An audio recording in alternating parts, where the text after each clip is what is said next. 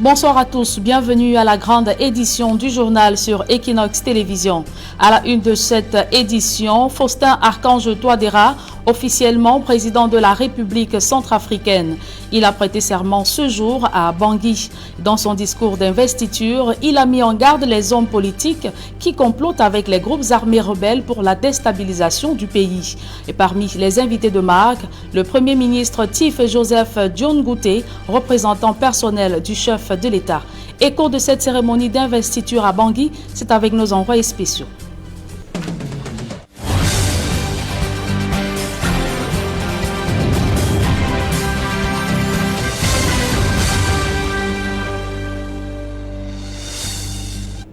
Une fois de plus, bonsoir mesdames et messieurs, merci de nous recevoir chez vous. Prenons directement la direction de Bangui où nous attendent nos envoyés spéciaux. 3 mois après sa réélection, le professeur Faustin Archange Touadéra a prêté serment ce mardi. C'était lors d'une cérémonie d'investiture à l'Assemblée nationale. Une occasion pour lui d'œuvrer ou de mettre l'accent sur le développement économique de son pays. On voit tout cela dans ce reportage de nos envoyés spéciaux, Cédric Noufélé et Eric Ouattat. La Centrafrique vit désormais l'ère d'un nouveau quinquennat placé sous un leadership visionnaire en vue de sa transformation nationale. C'est dans cet esprit que le professeur Faustin Archange Touadéra, réélu à la tête du pays, fait son entrée à l'hémicycle de l'Assemblée nationale.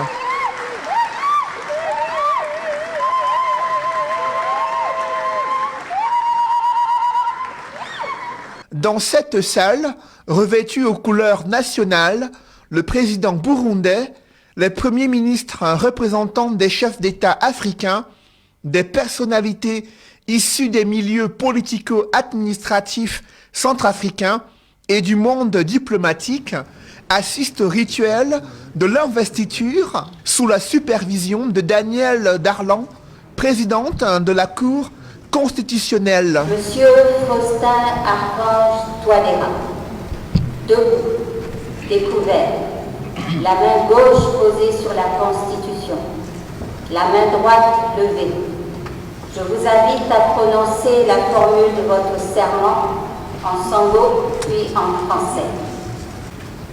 Moi, Faustin Archange Touadéra, je jure devant Dieu et devant la nation d'observer scrupuleusement la Constitution de la République centrafricaine, de sauvegarder l'intérêt du territoire, l'intégrité du territoire, de préserver la paix, de consolider l'unité nationale, d'assurer le bien-être du peuple centrafricain.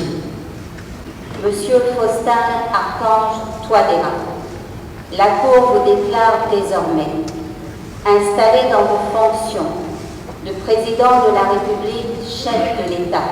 Après avoir pris cet engagement devant la Cour constitutionnelle, le professeur Faustin Archange Touadéra endosse les attributs de la souveraineté centrafricaine. Le collier de grand maître des ordres nationaux que lui décerne le général de brigade Thierry Metekwe, grand chancelier.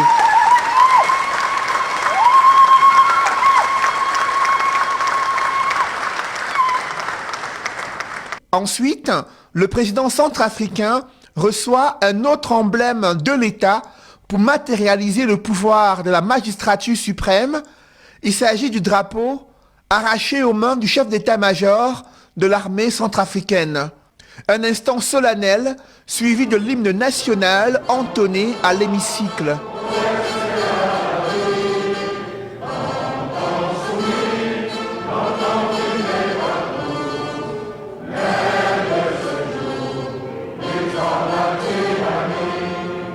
Une fois investi de tous les pouvoirs constitutionnels, le président centrafricain fixe le cap de son nouveau quinquennat.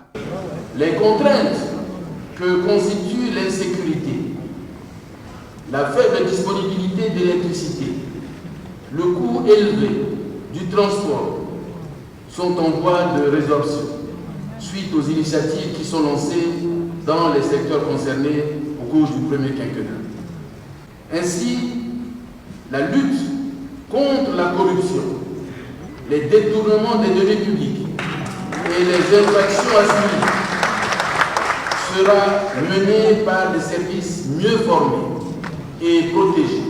Pour réaliser ces différents objectifs, la mise en œuvre effective de l'accord politique signé en février 2019 est l'une des conditions sine qua non pour sortir la Centrafrique de la crise actuelle, un défi majeur pour le président centrafricain Faustin Archange Touadéra. D'ailleurs, l'une des annonces fortes de son discours inaugural de son deuxième quinquennat, c'est l'annonce des consultations nationales en vue d'un dialogue républicain pour décrisper le climat sociopolitique et remettre son pays sur les rails de l'émergence économique. Ici, à l'esplanade de l'Assemblée nationale centrafricaine, Eric Watat et Cédric Noufélé, envoyés spéciaux Equinox Télévision.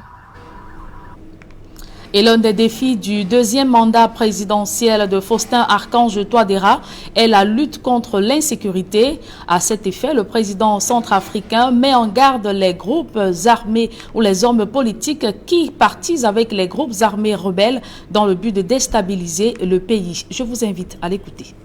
En ce qui concerne les forces de sécurité intérieure, une attention particulière sera accordée au renforcement de leurs capacités afin de consolider la restauration de l'autorité de l'État tant souhaitée par la population. Mon vœu, qui est d'ailleurs celui de la majorité des Centrafricains, est qu'à l'issue de ce mandat, qu'il n'y ait plus aucun groupe armé actif sur le territoire national. Mes chers compatriotes, les atrocités et les humiliations subies pendant plusieurs années de conflits fratricides doivent nous inciter à nous fixer des lignes rouges communes. La ligne rouge qui me paraît la plus importante est l'impunité zéro. Nous risquons de retomber dans les pièges du passé et la paix, la sécurité et la prospérité recherchées ne seront jamais trouvées. C'est pourquoi la lutte contre l'impunité sera la colonne vertébrale de mon nouveau quinquennat.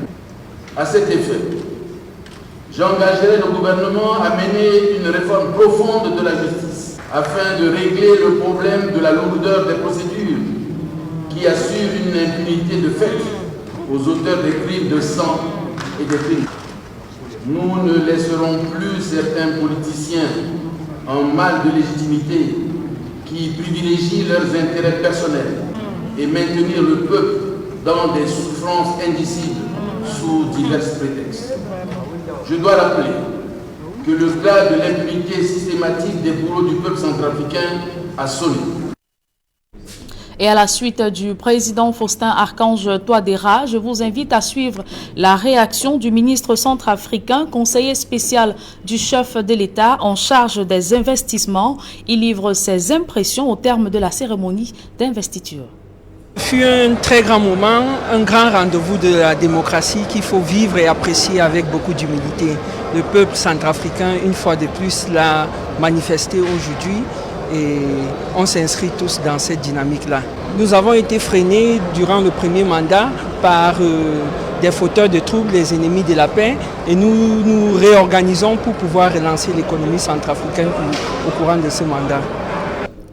Et durant cette cérémonie d'investiture, l'ambassadeur de la Fédération de Russie a été fortement acclamé. Le peuple apprécie les efforts déployés par Moscou pour mettre en déroute les bandes armées qui visent à déstabiliser le pays. On voit tout cela dans ce reportage de nos envoyés spéciaux Carlos Minoué et Serge Aloto.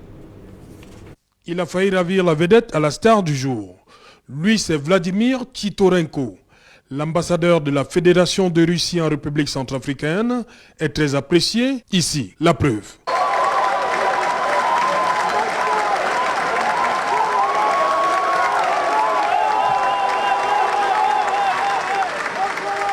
La présence de la Russie à travers lui marque la solidité de la relation entre Moscou et Bangui. Dans son combat contre les groupes armés, Faustin Archange Touadéra mise sur son alliance avec Moscou. Matériel sophistiqué et des hommes pas toujours discrets à Bangui et dans les autres parties du pays. Un pays, comme l'a rappelé Faustin Archange Touadéra dans son discours inaugural, à nouveau menacé par une assemblée de malfaiteurs réunis au sein de la coalition des patriotes pour le changement, dont François Bozizé vient de prendre la tête. L'ancien président déposé en 2013 par Michel Dotodja et dont la candidature à la présidentielle 2020 a été rejetée, refuse toujours de reconnaître le pouvoir de Touadéra, contrairement à certains anciens chefs d'État présents à cette cérémonie. Le chef de la transition du 24 mars 2013 au 10 janvier 2014, Michel Dotodja, a tenu par sa présence au palais de l'Assemblée nationale à légitimer le pouvoir du professeur de mathématiques pour un second mandat à la tête de la République centrafricaine. Même ambiance pour accueillir deux autres hommes d'État et anciens candidats à la présidentielle. D'abord, Alexandre Nguendé, président de la transition pendant 13 jours seulement. Il a obtenu 1,11% des voix à la présidentielle de 2020. Catherine Samba Panza a obtenu quant à elle 0,85% des voix. Elle a dirigé la transition du 24 janvier 2014 au 30 mars 2016. Elle n'a pas voulu manquer le décollage de cette nouvelle Centrafrique, à l'issue de laquelle il n'y aura plus aucun groupe armé actif d'ici 5 ans. Parole du professeur Faustin Archange Touadéra. Et ce reportage de nos envoyés spéciaux à Bangui boucle ainsi la page internationale de ce journal. Et sur le plan national, une opération d'assainissement de la ville de Nkonsamba dans le département du Mungo a failli virer à l'affrontement entre les agents communaux et les commerçants. Au cours de cette opération coup de poing, des voitures et motos stationnées en bordure de route ont été saisies. Gladys Sidier, Cyril Ndiemba. Le super-maire de la ville de Nkonsamba a lancé une opération d'assainissement. Objectif, rendre la ville propre, et cela passe par la lutte contre les stationnements abusifs, la destruction des commerces situés en bordure de route, entre autres. Sauf que cette décision ne rencontre pas l'assentiment de tous les usagers et commerçants. On est trop fâchés parce que le problème est qu'il n'y a pas de panneau, il n'y a pas de traçage. Ça, c'est vraiment jeter de l'argent. Ici, un véhicule qui était sur le point d'être embarqué ne le sera finalement pas, les populations s'y étant farouchement opposées. Plusieurs commerçants ont vu leur engin, qui était garé devant leur boutique, être emporté par des agents communaux. On est au centre-ville, à côté de la boutique. Tu me demandes pour mieux surveiller. Pas tous les agents pour porter. Tu me demandes pour mieux surveiller. C'est même pas un roue. On vient au port de la moto. On ne nous a même pas signalé que c'est interdit de laisser la moto devant la boutique. C'est qu'ils ne veulent même pas laisser. On me demande de payer 14 500. Si cette opération d'assainissement lancée il y a quelques jours fait des gorges chaudes, les autorités n'entendent pas céder. Au contraire, elles invitent les populations à collaborer. Évoquons à présent ce mouvement d'humeur des employés, des retraités au bureau de perception en Ngouaekele. Ils dénoncent le non-paiement de leurs droits sociaux. Partis de l'arrière-pays pour la plupart pour allier Yaoundé, ils n'ont aucune nouvelle sur le non-paiement de leurs droits depuis vendredi dernier. Las d'attendre, ces retraités ont exprimé leur ras-le-bol en empêchant la circulation au quartier Ngouaekele à Yaoundé. Certains de ces retraités affirment avoir été brutalisés par les forces de l'ordre mobilisées pour disperser les manifestants. Je vous invite à suivre quelques retraités au micro de Aïk Cyril. Je suis venu pour percevoir ma petite pension. Depuis le matin, on est là. Attendez. Et il y a nos collègues qui sont venus depuis jeudi dernier, qui sont là toujours pour attendre. On attend donc pourquoi? Est-ce que le retraité est celui-là qui est chiffonné au Cameroun? Vendredi, on a commencé à payer les bons à 12h30. À 14h, ils ont dit que l'argent est fini, qu'on parte, qu'on revienne lundi. J'habite au Kola, je n'habite même pas ici à Yaoundé. J'ai demandé que est-ce que pour venir ici, l'argent, prêter de l'argent pour venir. Il faut que je rentre, je remets cet argent-là et moi j'ai les remèdes que je dois payer chaque semaine. Depuis la semaine, j'ai passé mon week-end sans prendre mon traitement parce que je n'ai pas l'argent. On vient essayer de faire, c'est-à-dire une manifestation pacifique pour arrêter la circulation. Il y a un certain militaire qui vient porter main sur moi. Quand on réclamait l'argent, voilà un militaire qui sort de nulle part, on ne connaissait pas, il se met à menacer un de nos frères. Alors j'étais à terre. L'autre, son frère, son ami qui passait en route, qui dit que comment les gens réclament leur argent. Toi, tu te mets à taper sur un vieux comme ça là. Ce n'est pas tout à fait normal. Il lui a dit... Et toujours dans le registre des dénonciations, les employés de l'entreprise en charge de la distribution de l'énergie électrique, branche de l'Ouest, sont sortis dans les rues de Bafoussam ce matin, réclamant les arriérés de salaire et de meilleures conditions de travail. Leclerc Sakem. Agence régionale Eneo de Bafoussam ce matin.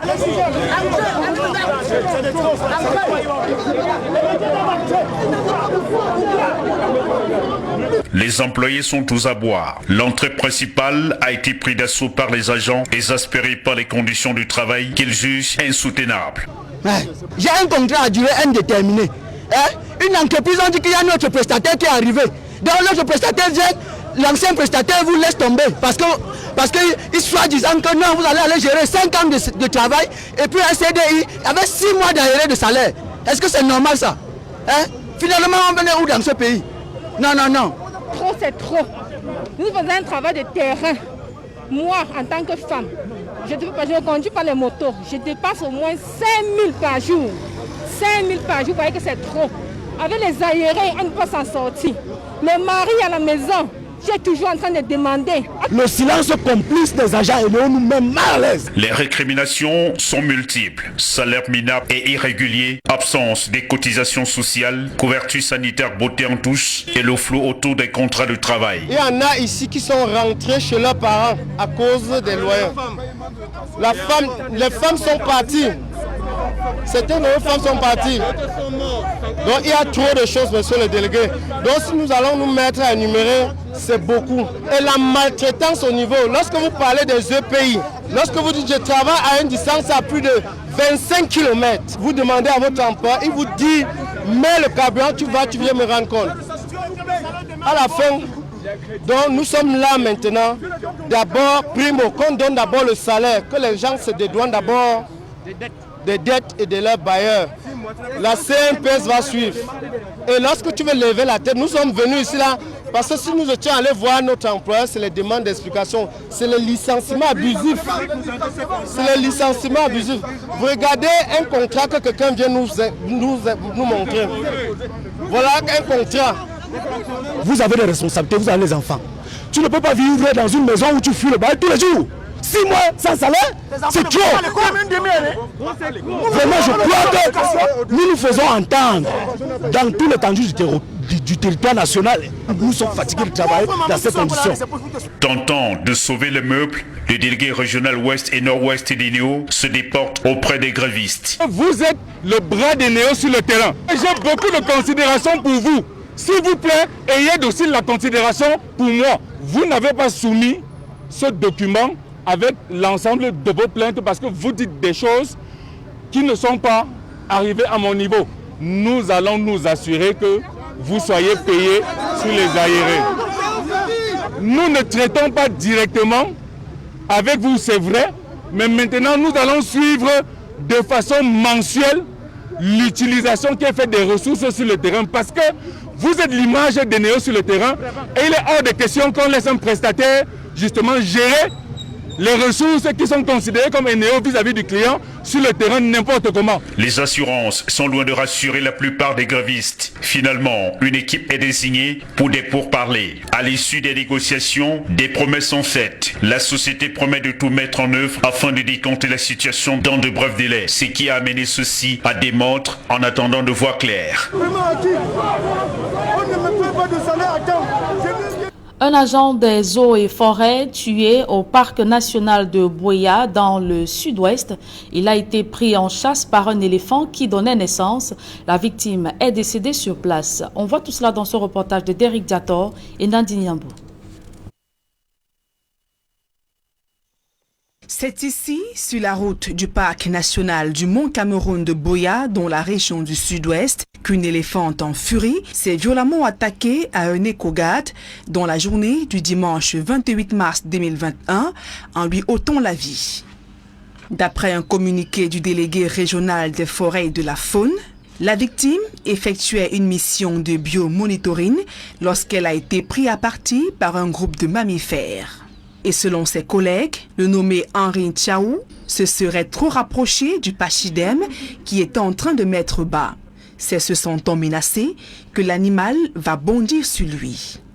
Après 24 heures de recherche, la dépouille de ce technicien assistant de forêt va finalement être retrouvée et ramenée au centre-ville de Buea et laissant sans voix les membres de sa famille, restés sans nouvelles de lui depuis des jours.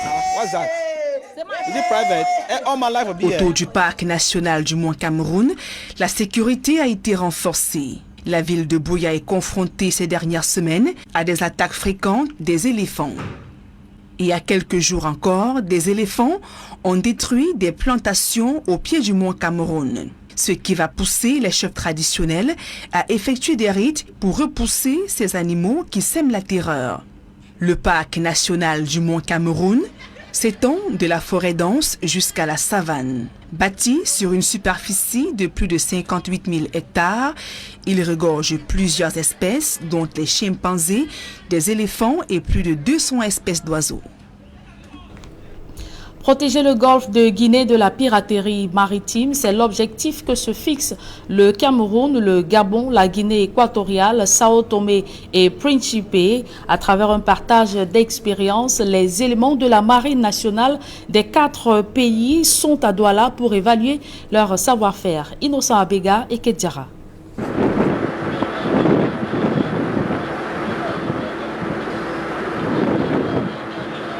Des forces spéciales en plein exercice de protection du golfe de Guinée.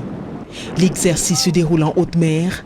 Les hommes assidus comme des soldats en guerre déploient leur arsenal de connaissances et de savoir-faire en vue de protéger ces eaux territoriales.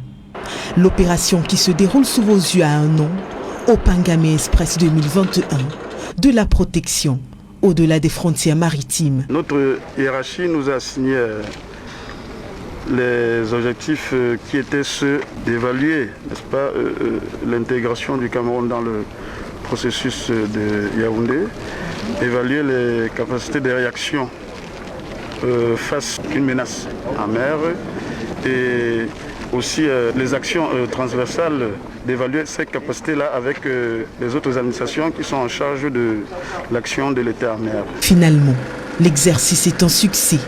On a pu, avec beaucoup de brio, assister le navire qui avait un incendie à son bord déclenché par une explosion dans la salle de machinerie. Et dans le cadre de la lutte contre la pollution, il y a un navire qui a heurté une barge de Perenco avec un déversement, s'en est suivi un déversement d'hydrocarbures d'environ 5 à 10 tonnes en mer. Et la Marine nationale, à partir de ses moyens, a réussi à confiner. S'il ne s'agissait là que d'une mise en bouche, il faut dire que ces hommes sont formés pour pouvoir répondre à un besoin permanent, celui de la protection des eaux qui forment le golfe de Guinée, d'autant plus que celui-ci est la proie des pirates qui attaquent en haute mer. Opangame, une opération née en 2010 et qui provient de la mutualisation des forces des pays concernés, en l'occurrence le Cameroun, le Gabon, la Guinée équatoriale, Sao Tomé et Principe. On avait une faiblesse maritime accrue, prononcée. La mer était vide, il n'avait pas de moyens. Mais en revanche, on avait des États qui avaient du matériel, c'est-à-dire des bateaux, mais qui souffraient d'un manque de ressources humaines. Et en revanche, on avait aussi des États comme le Cameroun qui avaient de la ressource, des gars bien formés et tout, mais qui, dans les années 2009, accusaient un problème de vecteurs pour pouvoir être présents en mer. Le premier de ces 6 au Bangame s'était déroulé ici au Cameroun. Il y avait seulement 3 bateaux, un bateau de la marine camerounaise, un bateau de la Guinée équatoriale, un bateau gabonais en 2010. L'année dernière, l'exercice n'a pas pu se jouer pour des raisons de la maladie, la pandémie, la Covid-19. Mais cette pandémie n'a pas empêché que dans nos eaux, la piraterie continue à faire parler d'elle.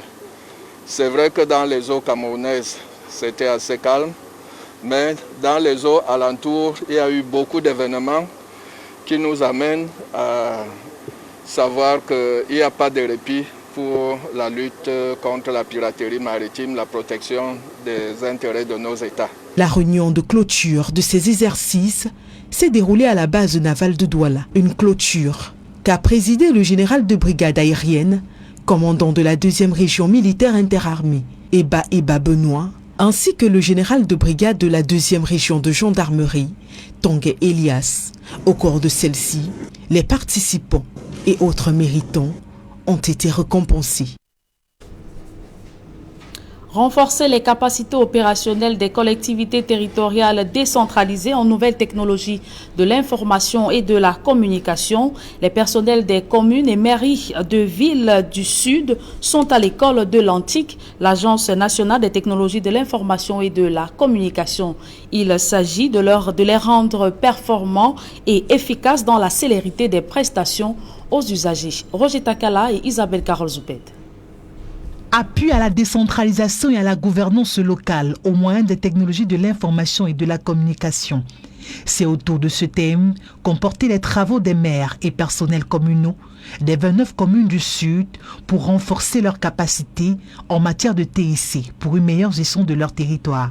Organisé par l'Agence nationale des technologies de l'information et de la communication, il s'est agi pour l'Antique, bras séculier des pouvoirs en matière de promotion et de suivi dans ce domaine, d'amener les participants à mieux s'approprier ces outils, surtout en cette période marquée par la crise sanitaire liée au coronavirus. Le maire est un homme politique, il faut qu'il communique. Donc la communication n'est pas seulement dans les médias traditionnels. L'objectif du séminaire est vraiment dans le développement de TIC dans les communes. Quand on va les présenter, les différents référentiels, il y a effectivement les référentiels en matière de sécurité des systèmes d'information. La numérisation des fichiers d'état civil, du processus de réalisation d'un système d'information sécurisé, l'élaboration d'un schéma directeur informatique d'une organisation, la gestion des mécanismes de recherche des financements et des procédures de passation des marchés publics en ligne sont autant de questions qui ont été évoquées au cours de ces travaux, au grand bonheur de tous. J'ai beaucoup appris parce qu'on nous a donné tous les renseignements possibles. D'après leurs renseignements, ils m'ont fait comprendre que la commune pouvait elle-même créer des projets pour essayer de résoudre certains problèmes. Bien que ces assises contribuent à renforcer l'appropriation des TIC au sein des différentes entités locales, il faut tout de même noter que c'est une action qui doit être associée à d'autres accompagnements structurels et infrastructurels dans les différentes communes pour mieux répondre aux besoins de la population afin d'améliorer considérablement leurs conditions de vie. Et avant de mettre un terme à cette édition, évoquons à présent le procès de la fonction publique camerounaise à Douala. Absentéisme, rallonge des procédures, tracasseries diverses, le lot des difficultés des usagers au cœur d'une visite du ministre de la fonction publique dans la capitale économique. Joseph Anderson Lé a également annoncé la tolérance zéro pour les agents de l'État indisciplinés. Nous y reviendrons dans nos prochaines tranches d'informations. Et cette note en sport, 6e et dernière journée des éliminatoires de la CAN 2022. Les Lions indomptables du Cameroun affrontent en ce moment les Guêpes du Rwanda. Les deux équipes jouent la 23e minute et le score est de 0 but partout pour l'instant. Il faut rappeler que le Cameroun est en tête avec 10 points, suivi du Cap-Vert 7 points et le Mozambique 5 points, le Rwanda 4 points. Et c'est sur cette note que nous mettons un terme à cette édition du journal. Mesdames et messieurs, merci de l'avoir suivi. Retrouvez dans quelques instants Duval Fangwa pour la deuxième partie d'Equinoxe Soir. Duval. Gilbert Bissaï, le professeur Archange Touadéra, élu au cours de l'élection présidentielle de décembre dernier, vient de prêter serment comme président de la République de RCA. Il faut le rappeler, c'est Duval Fangwa, que la cérémonie d'investiture du professeur Faustin Archange Touadéra a eu lieu ce mardi à l'Assemblée nationale. Devant un parterre d'invités, il a promis de consolider ou de préserver la paix, consolider la cohésion sociale et d'assurer le bien-être des Centrafricains. Il a cependant mis en garde les hommes politiques qui partisent avec les groupes armés rebelles pour déstabiliser le pays du Val. Ce sera l'essentiel du débrief. Merci pour cette nouvelle édition du journal de 20h sur Equinox Télévision. Bonne soirée, Julien Berthe-Vissaï. Merci Duval, très bonne soirée à vous. Et retrouvons-nous demain pour une autre édition. Madame, Messieurs, dans quelques secondes, retrouvons-nous sur le plateau d'Equinox ce soir pour la deuxième partie de cette émission.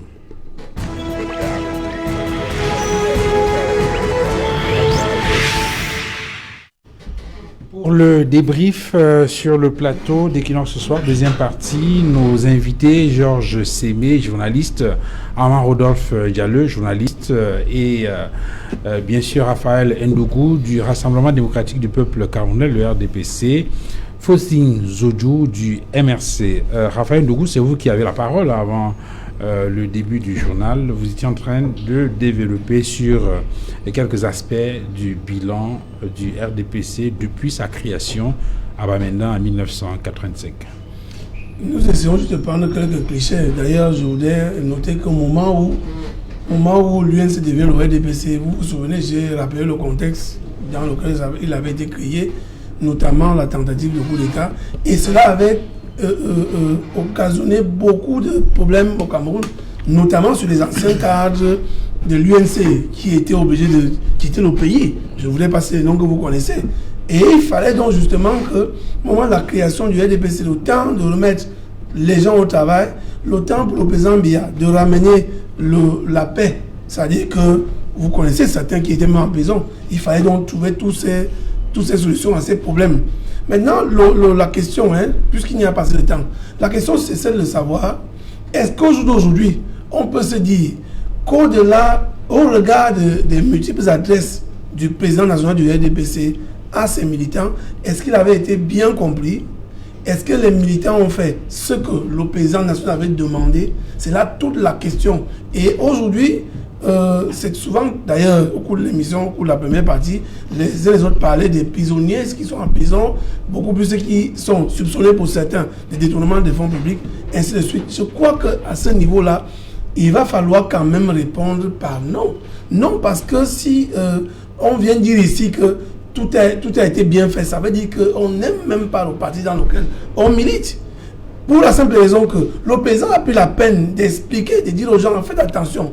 La concurrence n'était pas seulement sur l'avènement du multipartisme, la concurrence aussi était dans la gestion, quand il a parlé de rigueur autrefois. Donc, est-ce que les gens ont compris que la rigueur, c'est la rigueur dans la gestion de la chose publique? Aujourd'hui, donc, on se rend bien compte que le président était obligé de passer à la vitesse supérieure. Et il y a un autre cliché là qui, justement, quand il parle du parti qui n'est pas le parti d'état-major, beaucoup de cadres qui justement militent dans ce parti-là vous connaissez les frustrations qu'il y a souvent quand il y a par exemple le renouvellement des organes de base, quand il y a les investitures et autres. Je pense donc qu'aujourd'hui, au regard par exemple du sommier politique qui est en train d'être qui a été annoncé, qui est même sur le terrain en ce moment, il est donc question premièrement de savoir combien nous sommes, pour éviter à nos amis d'en face de toujours penser qu'il y a fraude. Combien nous sommes au sein des 377 sous-sessions qui existent de par dans 360 au Cameroun et 17 autres de par le monde. Qu'on sache combien nous sommes et puis maintenant, quel est véritablement c'est-à-dire que la force, merci beaucoup, la force du parti quand il y a une élection. Sa force réelle. Et oui, la force réelle. Et maintenant, pour ce qui concerne même ces différentes sous-sections et sections qui existent, quel est le rôle? Je pense qu'au regard de ça, lorsqu'on va donc renouveler les organes, on laissera peut-être la base en ce moment-là donc de choisir les leurs pour les élections à venir, de telle manière que quand les gens vont à l'élection, soit législative, soit municipale, que ce soit véritablement ce que la base aura choisi. Parce qu'il y a beaucoup de choses. C'est pour ça que je voulais dire que moi, je m'interdis de parler en même temps de la gestion des choses publiques et en même temps la gestion du parti. Parce qu'au quotidien, nous parlons des choses qui se passent dans notre pays, mais lorsqu'il va falloir parler du parti, je crois que le président a vu juste, quand on va renouveler les organes de base, il va falloir que ce soit véritablement fait en âme et conscience de tout militant. Parce qu'on a connu beaucoup de frustrations et en ce moment-là, nous pensons qu'il faut qu'on laisse quand même les gens s'exprimer puisque c'est un parti démocratique. Il faut que les gens s'expriment. Et quand les gens s'expriment, bien évidemment, il y a les canaux, c'est-à-dire les conférences de sous-section, les sections. Et puis maintenant, lorsqu'il y a renouvellement, j'insiste là-dessus, il va falloir qu'on laisse les militants de base choisir leur candidat ou alors choisir leur dirigeant au sein du parti. Oui, puisque le parti n'est pas un parti d'état-major. Justement. Alors, Amar Rodolphe Jalleux, pour sortir définitivement de cette question-là, ce RDPCA, tel qu'il le décrit, tel qu'il se présente aujourd'hui, avec le bilan qui est le sien depuis sa création en 1986, vous croyez que les Camerounais devraient continuer avec ce RDPC-là ou bien ils devraient penser à autre chose? Quand vous suivez le Raphaël Hugo, il dit qu'ils sont en train de chercher combien ils sont. Entre 6 ans, on ne connaît pas qui est militant. Mais ça joue au quotidien. Il y a de militants qui ont au quotidien. C'est le renouvellement du sommier. Moi, je ris parce que c'est problématique parce que si vous allez par exemple sur le centre de Brudé ou d'Amen Voba, on vous dit qu'on est militant, on est sympathisant. Le militant, généralement, c'est celui qui a la carte. Et la carte d'un parti politique s'achète. C'est-à-dire que sur la base, avant d'aller voir combien nous sommes, vous devez d'abord, combien de gens ont acheté la carte. La carte. Il y en a qui sont achetés, ils sont morts. Oui. Donc il faut de toutes les façons. Même ça, on ne nous dit même pas d'abord combien, on ne nous dit pas combien d'abord vous êtes. Ça montre que... On vous dira bientôt, non? Mais il faut qu'on nous dise que... On était comme ça, là. Et puis maintenant, on veut chercher pour voir s'il y a... On va vous dire, rassurez-vous. Vous connaissez les Camerounais. Vous connaissez pas le nom des militants, vous connaissez pas le nom des citoyens. Parce que c'est assez problématique, parce qu'il nous dit là justement qu'on ne milite pas au RDPC par idéologie, par conviction. Beaucoup de gens y vont justement parce que on allait voir un gars qui a fait il a fait sciences économiques, il a fait beaucoup de concours d'État, il n'a pas eu. Il pense que c'est la seule alternative d'aller entrer dans le parti. Et finalement, il peut avoir une chance que son nom puisse passer au prochain concours. Donc, il n'y va pas parce qu'il ne va pas forcément dans le parti, justement parce qu'il aime le parti. Et c'est ça qui est tout le drame, justement, que quand il parle de l'héritage, est-ce que les gens vont forcément aimer le Rassemblement démocratique camerounais? Moi, je pense que le parti ne sera pas pérenne après le départ de l'actuel président national du Rassemblement démocratique camerounais. Pourquoi? Parce que beaucoup de ceux qui sont par affairisme. Vous voyez que les hommes d'affaires parfois sont obligés de faire ami aussi, parfois même d'être dans le Rassemblement démocratique camerounais. Vous allez voir que même la majorité de ceux qui sont maires, des sénateurs, des députés, des conseillers municipaux ne sont pas la volonté de la base du Rassemblement démocratique camerounais. Il y a trop de frustration. Vous allez voir qu'un gars qui est populaire, qui a travaillé au quartier, ainsi de suite, après, il reste là, on vous dit que le représentant, l'envoyé spécial du comité central est venu de Yaoundé avec une liste. Celui-là n'est pas au courant des réalités locales. Et du coup, c'est un problème.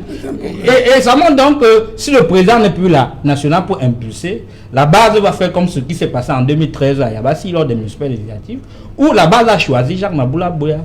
Et on est venu de Yaoundé avec un autre nom.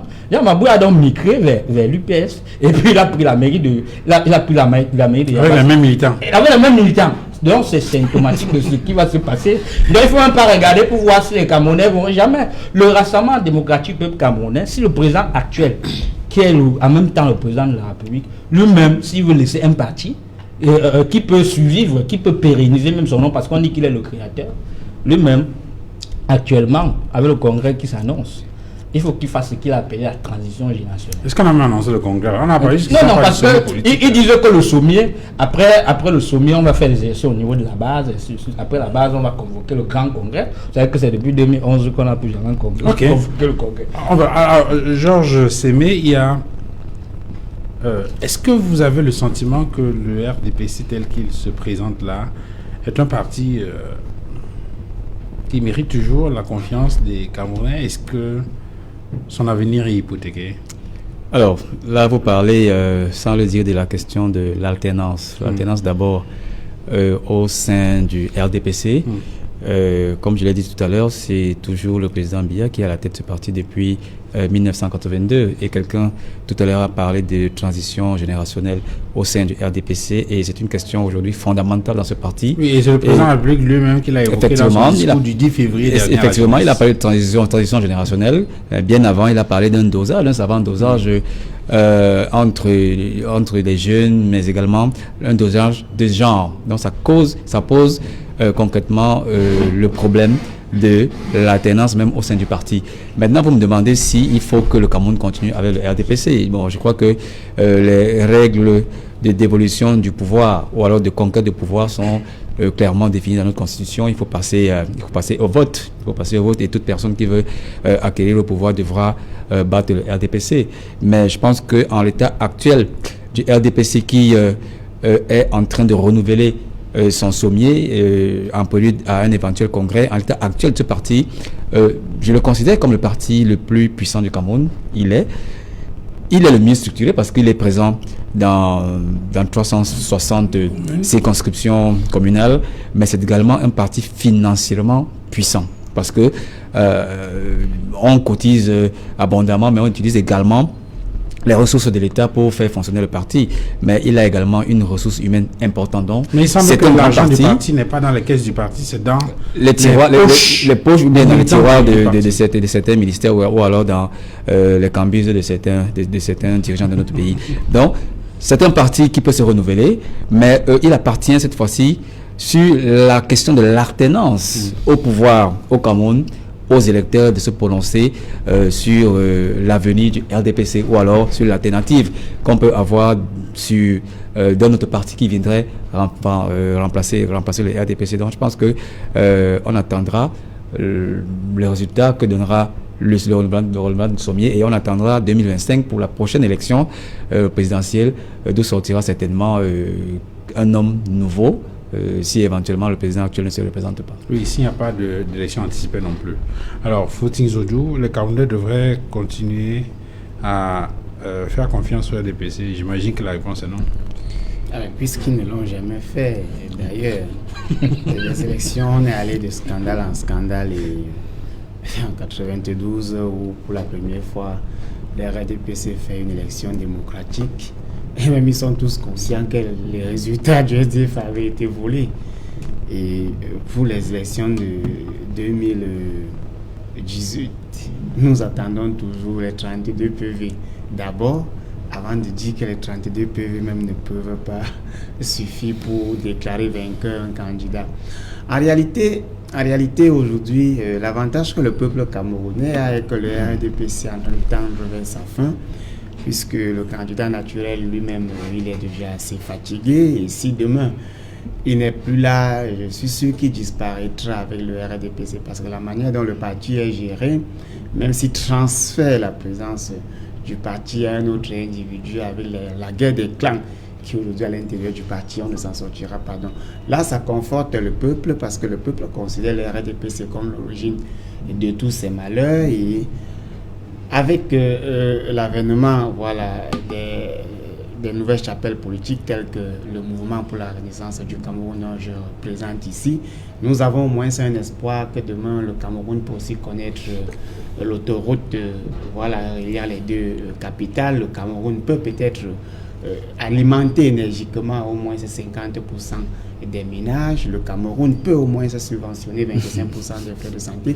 parce qu'on ne gouverne pas juste parce qu'on est un parti politique. On ne crée non plus un parti politique parce qu'on veut exercer une certaine virilité sur le peuple. On ne crée pas parce qu'on veut être secrétaire général, député, maire, sénateur. Non, c'est pas pour ça qu'on crée un parti politique. On crée un parti politique parce qu'on a un souci du développement, et pour ce qui est du souci du développement, on peut à juste titre dire, au regard de ce que le Cameroun est devenu aujourd'hui, que le RDPC n'avait pas été préparé pour développer le Cameroun. Le représentant du RDPC ne dira pas le contraire. D'ailleurs, aujourd'hui, ces jours-ci, nous subissons tous voilà, les conséquences des coupures d'électricité, ça ne touche pas que les militants de l'opposition, ça ne touche pas que ceux qui sont en prison, ça touche tout le monde. Et puis, nous ne pouvons pas aller à Yaoundé, voilà, en 4 heures de temps. Pourtant, c'est moins de 250 km, ce qui devrait prendre maximum 2 heures si nous avions des routes. Et là, les conséquences, ça ne touche pas que les militants du mouvement pour la renaissance du Cameroun.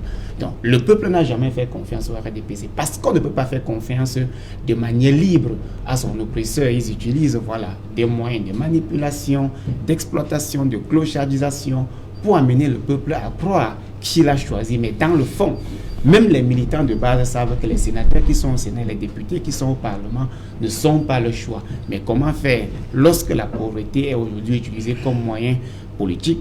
On affame le peuple et on l'utilise comme bétail électoral. Raphaël Nougou, on va regarder rapidement ce sujet qu'on a écouté dans le journal de Julien Berthe Bissaï. C'est la cérémonie de prestation de serment du président Faustin Archange Touadéra. Les élections ont eu lieu, c'était en décembre dernier. Il vient donc de prêter serment comme président de la République de RCA. C'est son 2e mandat à la tête de ce pays voisin. Il faut dire que le professeur Faustin Archange Touadéra est à son 2e mandat, comme vous l'avez dit, et qu'il a la chance jusqu'ici de n'avoir pas déjà été renversé comme ce fut le cas avec François Bozizé et Ange-Félix Patassé de regretter mémoire. Et parce que c'est un pays qui a une forte tradition d'instabilité politique. Justement, dès même les débuts des années de l'indépendance de ce pays. Alors, il a eu cette chance et je pense qu'à un moment donné, même Dieu lui-même est souvent derrière certaines personnalités. Je crois que M. Fauting ne va pas le nier. C'est également que le président Biya, au moins, pour notre pays, nous connaissons cette stabilité-là. Il n'y a pas de coup d'État tous azimuts que nous voyons ailleurs. Donc nous pouvons dire bon vent au professeur Archange Touadéra pour qu'il continue à diriger ce pays malgré les regards de certains pays qui veulent aller exploiter ce pays-là, le sous-sol de ce pays, et qui veulent absolument créer le chaos. Parce qu'on sait, si aujourd'hui ce monsieur n'avait peut-être pas pris les Russes pour être à sa garde, peut-être qu'on n'en serait pas là où nous sommes. Vous vous souvenez, avec tous les bruits, avec tout ce qui est comme menace. Et justement, une menace centrafricaine est un début de risque pour le Cameroun également. Parce que quand la Centrafrique est menacée, le Cameroun doit pouvoir prendre les dispositions pour éviter justement le chaos. Donc je pense que nous lui souhaitons bon vent et que justement Dieu continue à le bénir pour que la paix revienne définitivement en Centrafrique. Cette paix est si chère au président Archange Touadéra, puisqu'on a écouté dans son discours d'investiture, Amar Rodolphe Diallo, il souhaite de tous ses voeux que cette paix-là revienne. Il a mis en garde les bandes armées qui pullulent dans le pays et comme l'indique Raphaël Nougou, comme Camerounais, nous ne pouvons que souhaiter que la paix revienne dans ce pays parce que étant des pays voisins, plus il y a la paix, mieux ça vaut pour nous aussi. Oui, et le Cameroun vend aussi énormément en Centrafrique, oui, notamment en termes de vivres, et ainsi de suite. Il faut quand même saluer Faustin Archange Touadéra, même si son premier mandat, il n'a que gouverné Bangui, et que maintenant, il tente un peu de prendre la quasi-totalité des provinces, notamment avec la symbiose des Russes, mais également des Rwandais. Il faut quand même voir que il est arrivé quasiment dans un pays où il y a eu des coups d'État successifs. Bouzizé a renversé, Bouzizé était avant un porteur de sac de patassé. Il a fui, après il est venu à renverser patassé. Bouzizé lui-même a été renversé par Dutodia. Après Dutodia, il y a eu la transition avec Kateri Samba Panza. La transition a fait en sorte que Faustin Archange Touadéra soit élu démocratiquement et puis qu'il soit reconduit. Pendant son premier mandat, il n'a pas pu, en tout cas, mettre sur pied quand même une armée centrafricaine, ils appellent ça les FACA, une armée centrafricaine qui pouvait reconquérir le territoire, parce qu'il faut voir que pendant les 5 ans, il gérait bien Bangui, d'ailleurs que l'archevêque de Bangui avait quand même, il maîtrisait que Bangui, les autres régions étaient encore, et les autres provinces étaient encore entre les mains des rebelles. Maintenant, il a noué des partenariats, notamment avec des Russes, avec des Rwandais. Il faille que ceux-là, même si c'est encore des prédateurs, Et on dit souvent que quand on se noie, on peut s'accrocher sur le serpent. Je crois que c'est le bon serpent. Il peut s'accrocher sur les Russes pour reconquérir le territoire et enfin construire la Centrafrique. Voilà, parce que vous disiez l'une sait que fait la guerre. Et comme j'ai dit tout à l'heure que c'était important de ça, vous allez voir un gars, on ne sait pas combien il a fait pour se retrouver à Bangui en 2020. Il a été déclaré persona non grata pour la présidentielle de décembre et il est encore allé à la tête de ce qu'ils ont appelé le fameux CPP. Donc, je pense aussi qu'il faut plaindre le peuple centrafricain parce qu'on a l'impression qu'ils ne grandissent pas, qu'ils sont plus dans la mouvance. Oui, mais ils sont pris dans les taux des bandes armées. Non, même s'ils sont pris dans les taux des bandes armées et qu'il y a ce que la fameuse, ou bien c'est la MINUSCA, la mission de maintien de la paix en Centrafrique, qui est une combinaison des forces camerounaises, tchadiennes, gabonaises, ainsi de suite. Parfois, moi, je me demande est-ce qu'on était obligé de passer par l'ONU? Parce qu'on vous dit parfois que le mandat de l'ONU est restreint et que si les chefs d'État de la sous-région voulaient normalement qu'il y ait de la paix en Centrafrique, ils pouvaient travailler en sourdine. C'est-à-dire qu'ils pouvaient envoyer des militaires congolais, équato-guinéens. Une sorte de force mixte multinationale. Mixte, même quelque chose qui n'est pas officiel. Soutenir l'armée centrafricaine. Pour tuer les rebelles. Pour faire en sorte que, effectivement, ça se fait. Si on veut vraiment le maintien de la paix, véritablement dans la sous-région, mais vous allez voir que, comme la quasi-totalité des chefs d'État de la sous-région sont mal élus et qui sont sous la voie de la France, et là vous la France qui veut déstabiliser la Centrafrique pour des matières premières, aucun chef d'État de la sous-région ne peut jamais jouer ce jeu-là. Il était donc obligé d'aller surfer avec les Russes et les Rwandais. Donc, moi, il me semble aussi que le peuple centrafricain doit prendre son destin. Mais s'ils sortent tous, les rebelles ne peuvent pas véritablement le prendre en otage. Ils doivent accompagner le président Akange Touadéra. Je crois que c'est un ange pour ce pays, pour qu'il puisse véritablement rétablir la paix. Et quand il va rétablir la paix, l'autre défi sera maintenant de mettre sur pied une armée centrafricaine compétitive. Parce que vous savez que le pays est sous embargo. On ne voit pas comment ils ne peuvent pas acheter des armes à l'extérieur, comment ils vont combattre les rebelles. Georges Sémé, c'est vrai que dans le développement de Amar Rodolphe Diallo, il interpelle notamment ces institutions qui ont été créées dans le sillage de la communauté économique des États de l'Afrique centrale, la CEAC, notamment le COPAX ou encore le FOMAC, les forces de maintien de l'ordre